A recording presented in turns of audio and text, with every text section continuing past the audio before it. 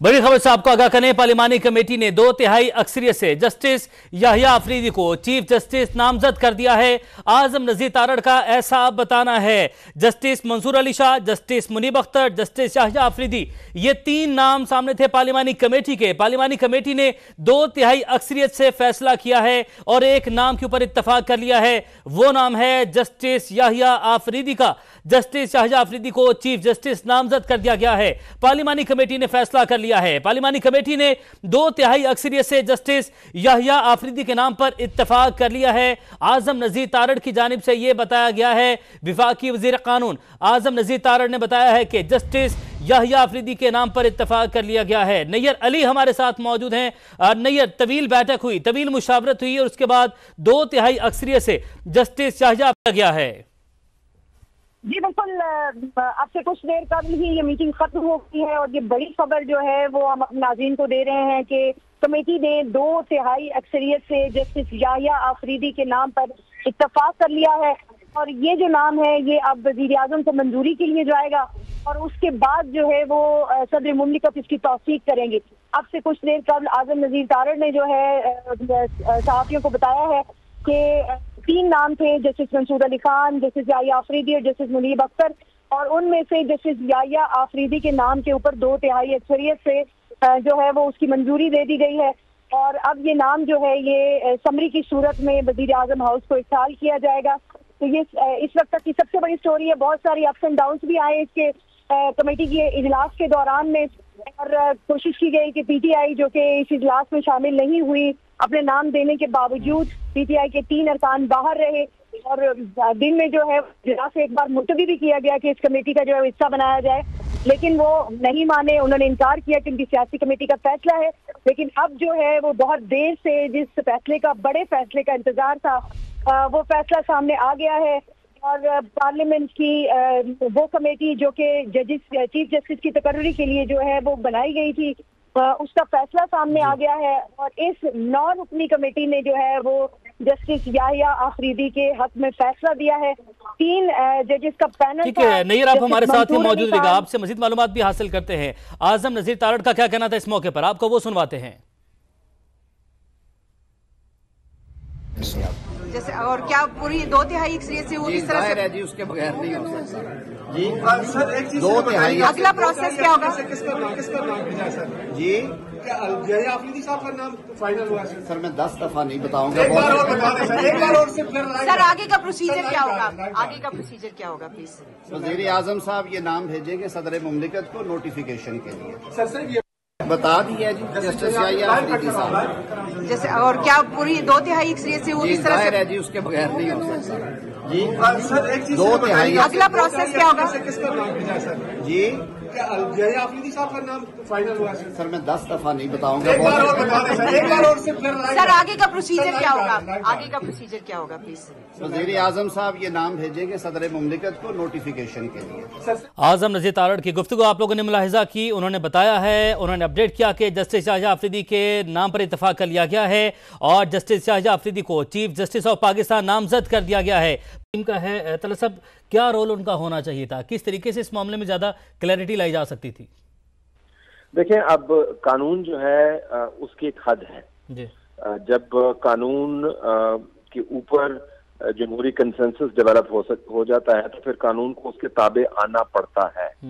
आज जो जिस नोट का मैंने जिक्र किया, जो जस्टिस काजी फायजी साहब ने लिखा है इख्तिलाफी नोट, उसके अंदर उन्होंने जस्टिस मंसूर अली शाह के ही कोई 6 जजमेंट्स हैं जिनको कोट किया है, जिसके अंदर जस्टिस साहब खुद फरमा रहे हैं कि जो पार्लिमान का इख्तियार है वो हतमी इख्तियार है।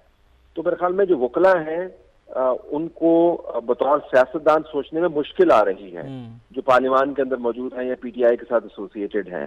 उनका इसरार ये है कि जिस तरह वो चेंबर चलाते हैं, जिस तरह वो बार चलाते हैं, वैसे पार्लियामान में भी चलना है। पार्लियामान के अंदर अगर कंसेंसस आपके पास नहीं है तो आप जोरे बाजू मामला नहीं आगे ले जा सकते। तो मेरे ख्याल में उनको इस अमल का हिस्सा बनना चाहिए था। एक बड़ा नादर मौका था लेकिन उन्होंने खो दिया। नादिर मौका था लेकिन उन्होंने खो दिया। नदीम मलिक साहब इसी 90% हमारे साथ मौजूद हैं। नदीम मलिक साहब अस्सलाम वालेकुम, बहुत शुक्रिया ज्वाइन करने के लिए। तलत हुसैन साहब का आपने मौक़िफ़ जाना, उन्होंने कहा कि नादिर मौका था पाकिस्तान तहरीक इंसाफ के पास, इस पार्लिमानी कमेटी का हिस्सा बनती, अपना हिस्सा जो है इस अमल में भी डालती। तो क्या समझते हैं आप, PTI ने बाइकआउट किया इस अमल को और नए chief justice of Pakistan justice Shahjahan Afridi को नामजद कर दिया गया है, इस सारे प्रोसेस के हवाले से भी सर आप क्या कमेंट करेंगे?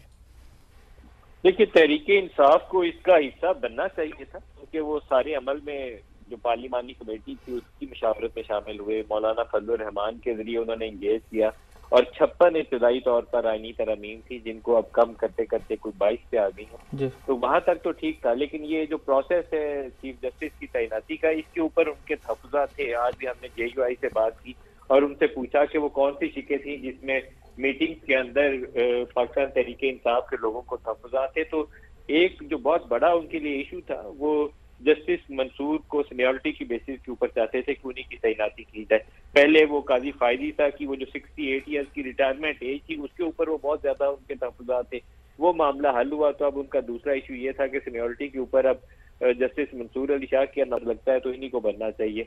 वो इशू रिजॉल्व नहीं हुआ। लेकिन पहले तीनों जज अगर हम देखें जो अभी सीनियरिटी की लिस्ट में थे, जस्टिस मंसूर अली शाह, इसमें हुकूमत के भी कुछ अपनी प्रायोरिटी थी। वो लग रहा था कि जस्टिस मंसूर अली शाह को अवॉइड करके जस्टिस याहिया अफरीदी की तरफ जाना चाहते हैं। ये बड़ा क्लियर इंप्रेशन हुकूमती हल्कों से हमें मिल रहा था। लेकिन तीनों जो जज हैं पहले तीनों नंबर के ऊपर, जस्टिस मुनीब हो, जस्टिस याहिया हो, उनको बहुत अच्छे पढ़े लिखे तीनों जज हैं, बहुत अच्छा उनका एजुकेशनल बैकग्राउंड है, प्रोफेशनल कैरियर उनका देखें तो आउटस्टैंडिंग है। कैम्ब्रिज यूनिवर्सिटी से और आई थिंक प्रिंसटन यूनिवर्सिटी से ये तीनों जज पढ़े हुए हैं। तो वो लगता नहीं है कि इन तीनों में कोई 19-20 ही कोई फर्क होगा, कोई बहुत ज्यादा कमी बेशी नहीं होगी। और मुझे लगता नहीं है कि ये अपनी फैसला साजी के अमल में ये देखा करेंगे कि पिटीशन हुकूमत की कौन सी है और पिटीशन जो अपोजिशन की कौन सी है। अच्छी रिप्यूट के, अच्छी शोहरत के हामिल तीनों जज हैं। तो लगता यही है कि मुझे मामला जज की हद तक तो शायद मुतनाज़ा ना हो, लेकिन कुछ चीजें सुप्रीम कोर्ट की ज़ीनत जरूर बनेगी, जिसमें जजेस की तैनाती का तरीकाकार और खास तौर पर जो आईनी बेंचेस की तैनाती का तरीकाकार, जिसमें जुडिशियल कमीशन का रोल है, जिसमें पॉलिटिकल लोग भी बैठे होंगे, वो मुझे लगता है एक ऐसा थॉर्नी इशू है जो सुप्रीम कोर्ट में जाएगा और एक कंट्रोवर्शियल बनेगा मामला। और ये दोनों जज जो है सीनियरिटी में जस्टिस मंसूर अली शाह पहले नंबर पर है और जस्टिस मुनीब सीनियरिटी में दूसरे नंबर पर है। तो जब जुडिशियल कमीशन भी बैठेगा या बाकी बेंचेस बनेंगे तो सीनियरिटी के एतबार से ये दोनों जज जो हैं जिनको चीफ जस्टिस के लिए कंसीडर नहीं किया गया, ये उन तमाम बेंचेस का हिस्सा होंगे, तो ये जुडिशियल कमीशन का भी हिस्सा होंगे। तो ये बहुत इंपॉर्टेंट होगा गोइंग फॉरवर्ड कि हुकूमत ये मामला आगे कैसे लेकर चलती है। सही, हुकूमत ये मामला कैसे आगे लेकर चलती है। नदीम मलिक साहब ये भी कहेगा कि पाकिस्तान तहरीक इंसाफ के वाले हम जो गुफ्तगू कर रहे हैं, सड़कों पर आने का ऐलान भी किया गया है, अली बिन गंडापुर की जानिब से भी ऐलान किया गया, जबकि सलमान अकरम राजा ने कहा कि आईनी तौर पर, कानूनी तौर पर हम कुछ नहीं कर सकते, मज़ाहमत कर सकते हैं। तो क्या समझते हैं आप, PTI मज़ाहमत की तरफ जाएगी इस फैसले के खिलाफ? सड़कों पे मुजाहमत मुझे नहीं लगता कि इस वक्त PTI के पास वो बड़ा कोई स्ट्रॉन्ग ऑप्शन मौजूद है, क्योंकि 2-3 दफा इन्होंने पहले जो कोशिश की, इनका वर्कर अभी भी निकल आएगा इमरान खान की कॉल पर। बड़ी इंटरेस्टिंग पोजीशन यह है कि वर्कर इनका अपनी लीडरशिप से ज्यादा एक्टिव है। इमरान खान के नीचे जितनी लीडरशिप है वो लगता है यही है कि किसी ना किसी को खुश करने की कोशिश कर रहे होते हैं, बशमूल अली बिन गंडापुर। तो वो जब तक ये अपनी सियासत का तरीकाकार जो है उसमें बेहतरी नहीं लाएंगे तो तब तक मुझे नहीं लगता कि ये सड़कों के ऊपर बहुत पुरजोर तरीके से कुछ काम कर सकते हैं।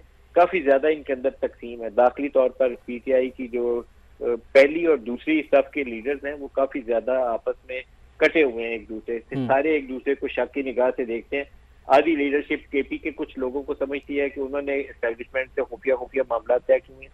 KP वाले जो बहुत सारे MNA हैं उनका पंजाब और साउथ पंजाब के मतलब कुछ लोगों के लिए राय है कि उन्होंने एस्टेब्लिशमेंट से हाथ मिलाया हुआ है। तो इनके आपस में इकट्ठ नहीं है, यूनिटी नहीं है। इनका वर्कर बहुत चार्ज है, बहुत एक्टिव है और सड़कों के ऊपर भी जब ये एहतजाज की कॉल देते हैं तो वर्कर इनका आगे खड़ा होता है, लीडर्स इनके गायब होते हैं। तो वो मामला शायद ना हो, लेकिन सुप्रीम कोर्ट के अंदर पिटीशन जो है वो कैसे आगे चलेंगी, मुझे उसके ऊपर ज्यादा देखना है कि वो आइंदा 1-2 हफ्तों के अंदर सुप्रीम कोर्ट में कौन कौन इन इश्यूज को चैलेंज करेगा, कौन से बेंचेस उसको टेकअप करेंगे और वहां से कैसे मामला आगे प्रोसीड करता है, वो ज्यादा जो लीगल बैटल है वो ज्यादा इंपॉर्टेंट है और ज्यादा पावरफुल होगी। ठीक है नदीम मलिक साहब, साथ ही तलत साहब यही पॉइंट लेकर आपकी जाने पड़ते हैं। जिस खदशे का इजहार या जो सवाल नदीम मलिक साहब उठा रहे हैं, ये मामला अब किस तरीके से हुकूमत आगे लेकर इसको चलेगी? क्योंकि अगर हम बात करें गुज़िश्ता रोज और आज भी जो समातें हुई हैं उस पर जस्टिस मंसूर अली शाह और यही जो है वो जो बातचीत की जा रही है वो यही बातचीत की जा रही है कि अब हम इसी बहस में पड़े रहेंगे कि कौन सा मामला जो है वो पार्लिमानी जो है कमेटी बेंच जो है वो सुनेगा, आईनी बेंच सुनेगा,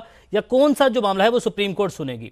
और कराची बार ने भी आज इस पर एतराज उठा दिया है। तो अब हुकूमत के ऊपर आप समझ रहे हैं कि मजीद प्रेशर आएगा? देखिए हुकूमत पे प्रेशर नहीं आएगा। इस वक्त जो हवाले दिए जा रहे हैं कि इन केसेस का क्या बनेगा, कौन सी पिटीशन आईनी बेंच के सामने जानी चाहिए, कौन सी पिटीशन आम पिटीशन है, ये मामला अभी तो आपको बड़ा अहम लग रहा है, लेकिन इसी तरमीम के अंदर जुडिशल कमीशन की फॉर्मेशन भी है। जुडिशल कमीशन की अथॉरिटी का भी तयन किया गया है।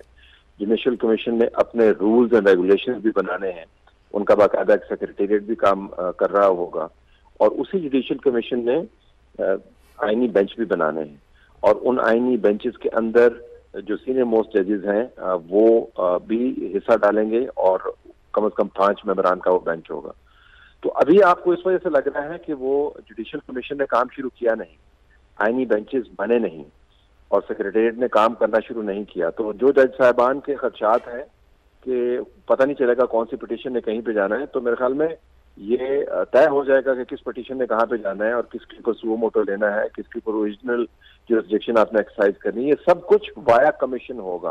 अब चूंकि पहले बहुत आसानी थी, वो आसानी क्या थी कि एक चीफ जस्टिस होते थे, वो खुद ही तय करते थे कि मैंने कौन सा केस किस वक्त सुनना है, उसके ऊपर कौन सा बेंच होगा, और कौन सी पिटीशन किस तरतीब से कब लगेगी। आपकी पिटीशन 12 साल पहले से दायर है, वो नहीं लगेगी। मेरी पिटीशन हंगामे के जरिए लगवा लूंगा मैं 2 घंटे के अंदर। उसके बाद फिर प्रैक्टिस एंड प्रोसीजर बिल आ गया, जिसके अंदर ये तय हुआ कि जी ये सवाबदीदी इख्तियार नहीं है, ये आपने कलेक्टिव विजडम के जरिए करना है।